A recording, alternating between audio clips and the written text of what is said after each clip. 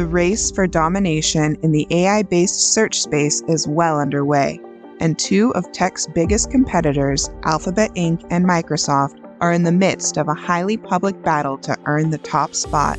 Earlier this month, Microsoft presented its plan to incorporate OpenAI's popular ChatGPT technology into its Bing search engine. Since Google's bread and butter business is in search and advertising, they had no choice but to respond with a live-streamed presentation introducing their own AI chatbot.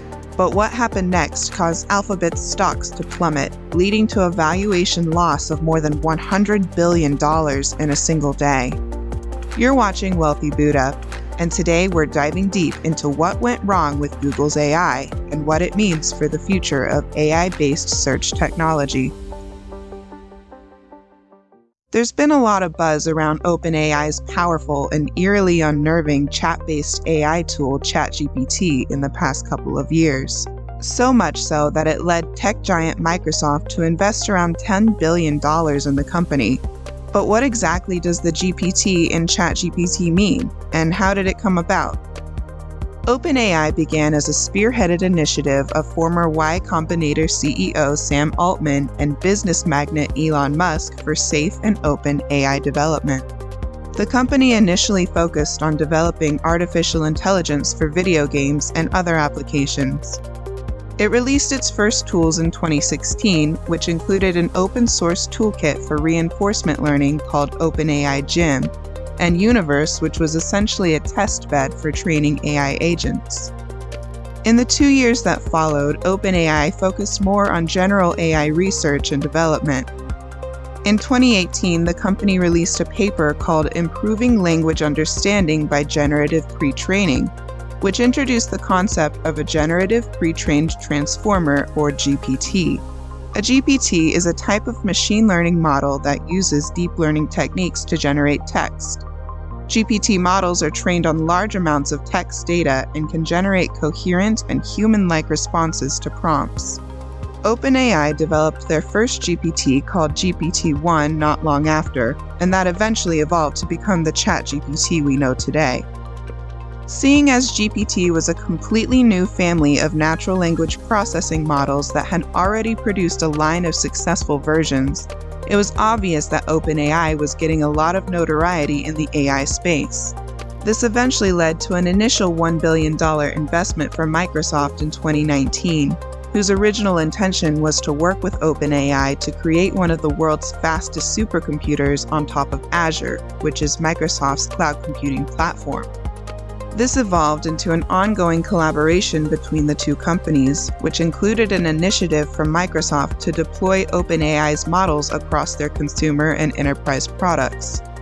Fast forward to February 2023, when Microsoft held a surprise press event to unveil a new version of its Bing search engine that incorporates OpenAI's ChatGPT model and includes features such as more relevant search ranking and a chat feature to learn more about the search results.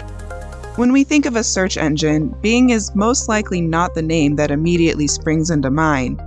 Like Kleenex or Band-Aid, Googling is a term synonymous with searching for information on the internet.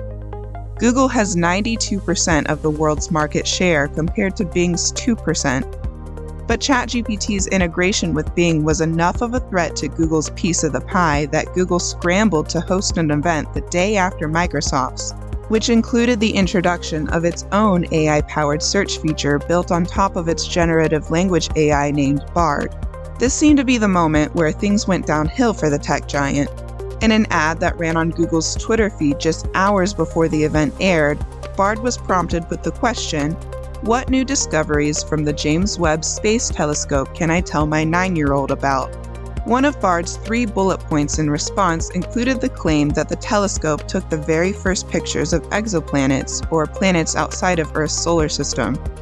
Astronomers were quick to respond to the ad and point out that this was incorrect information.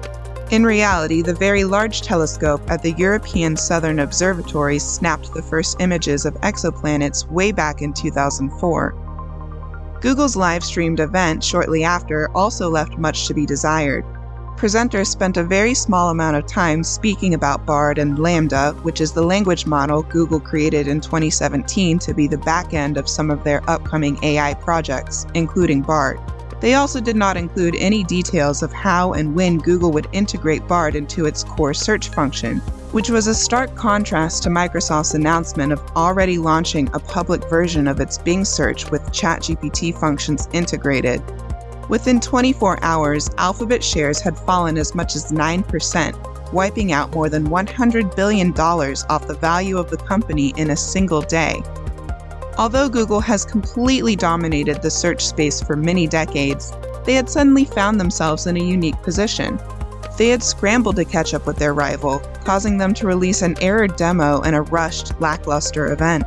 Microsoft had seemingly won the first battle of the generative AI war, but that wasn't the end of this story. With the AI-empowered Bing already being released to the public, some beta testers that have been trialing the tool are saying that it isn't quite ready for human interaction. Several reporters have written articles in the weeks since the launch where they tried to press the chatbot beyond its normal capabilities, and the results have been fascinating.